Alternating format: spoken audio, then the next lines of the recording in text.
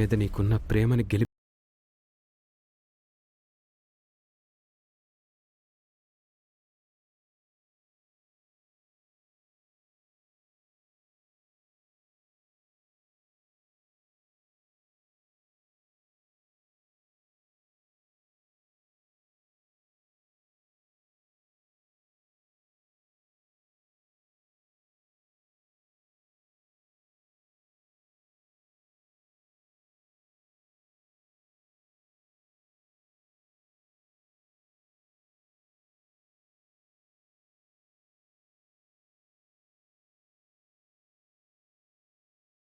కూతురుగా పగబడితే ఎలా ఉంటుందో ఇక్కడి నుంచి చూస్తావు.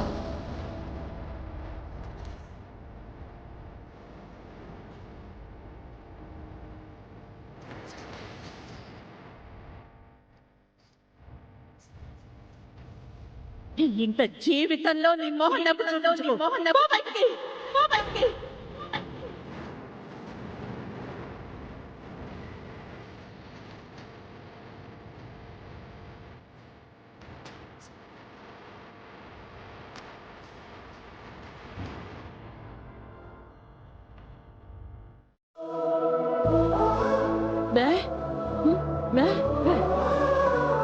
తర్వాత వేస్తానమ్మా.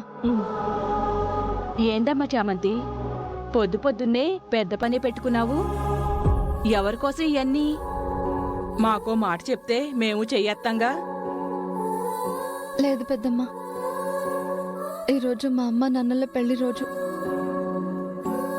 నాన్నకిష్టమైన వంటలన్నీ నా చేత్తో నేనే చేసి తీసుకువెళ్ళాలి. పెళ్లి రోజా? పాపం, ఆ బెయిలేదో వచ్చుంటే ఈరోజు మీ అమ్మ నాన్న కలిసి ఆనందంగా ఉండేవాళ్ళు.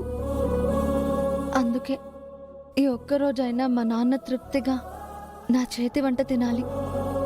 ఈ పిచ్చి పిల్లకి వాళ్ళ నాన్నంటే ఎంత ప్రేమో చూసావా మరే. మా నాన్న కడుపు నిండా మాతో కూర్చొని తిని ఎన్ని రోజులవుతుందో.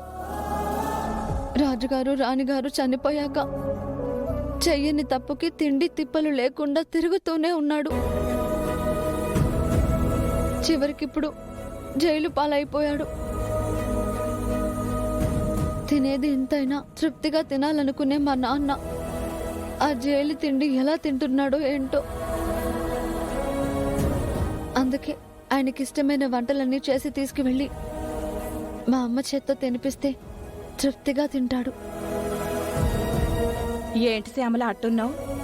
నీ కూతురు చూడు ఎంత ధైర్యంగా ఉందో. ఆడపిల్లైనా మగ్గాళ్ళ అటు తండ్రిని ఇటు తల్లిని చూసుకుంటోంది, నీకండగా నిలబడుతోంది. ఇట్లాంటి బిడ్డ పుట్టాలంటే ఏ జన్మలోనో పుణ్యం చేసుకోవాలి. సర్లే గాని ఆ పనులన్నీ ఎలా చేసుకుంటారు? మనమో చెయ్యేద్దాం పదండి. పదండి.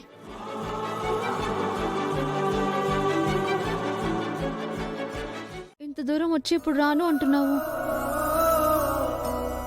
మనం ఇంత దూరం వచ్చింది మనం ఏడ్చి నాన్న నేర్పించడానికి కాదు. నీకేం కాదు నాన్న, నీకోసం మేమున్నాము అని ఆయనకి ధైర్యం చెప్పడానికి. మనం ధైర్యంగా ఉంటేనే నాన్న ధైర్యంగా ఉండగలడమ్మా.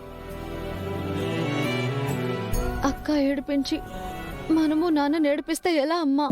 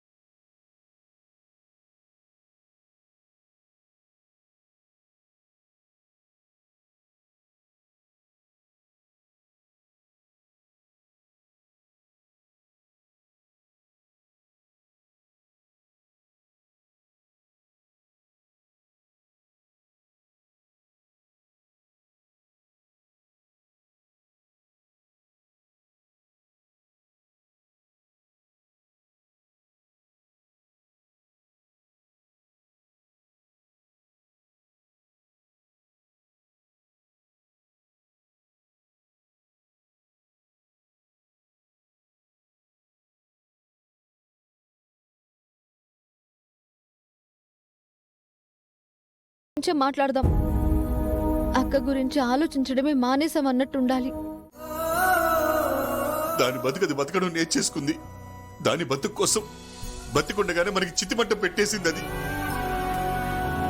కానీ బిడ్డ చామంతి అట్లా కాదే, అమాయకురాలు.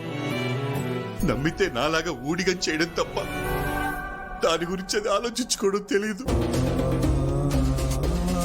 అక్క చదువు కోసం ఇంతప్పటి నుంచే దాని చదువు వద్దనుకుంది. అన్ని గవర్నమెంట్ స్కూళ్ళలోనే చదువుకుంది. వయసు వచ్చాక మనం బాగుండడం కోసం మనతో పాటు కట్టెలు మోసింది, కాయలు కోసింది, రెక్కలు ముక్కలు చేసుకుంది బిడ్డ. దాని గురించి ఆలోచించాల్సిన అవసరం లేదు. అలా అని ఇంకా ఈ భూమి మీద ఉండాలని నాకైతే ఆశ లేదే.